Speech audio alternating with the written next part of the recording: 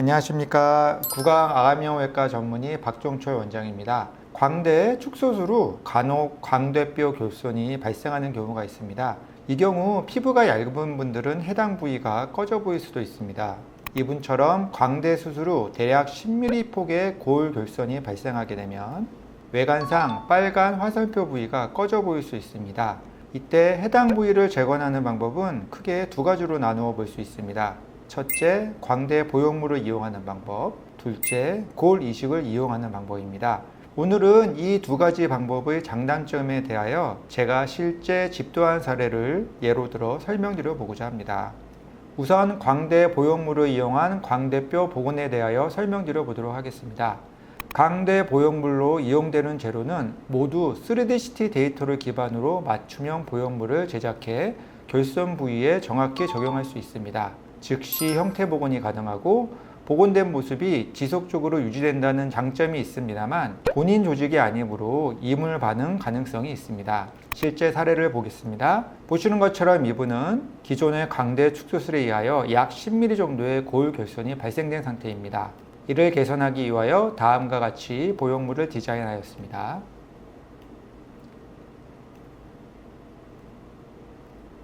실제 수술 결과입니다.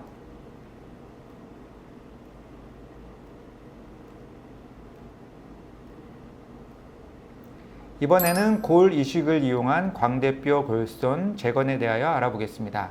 고울 이식을 통한 광대뼈 복원은 환자 본인의 뼈나 상품화된 뼈를 이용해 결손 부위를 복원하는 방법입니다. 이 방법의 장점은 보형물에 비하여 생체 친화적이라는 것입니다.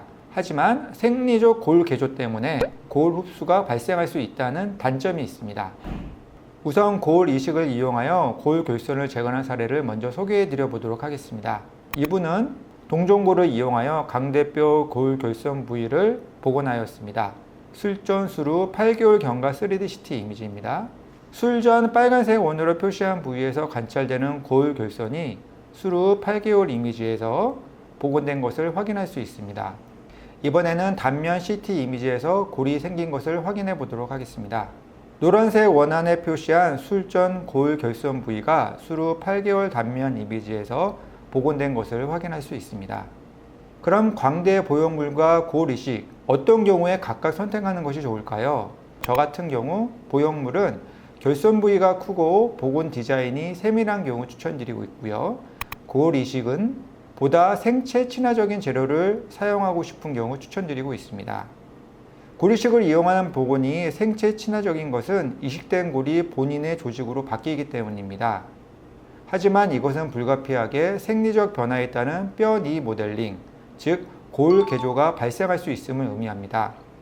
따라서 고울 이식을 통해서 미세한 부위의 복원은 쉽지 않습니다. 고울 이식을 통한 복원이 어려운 부위를 표시해 보았습니다.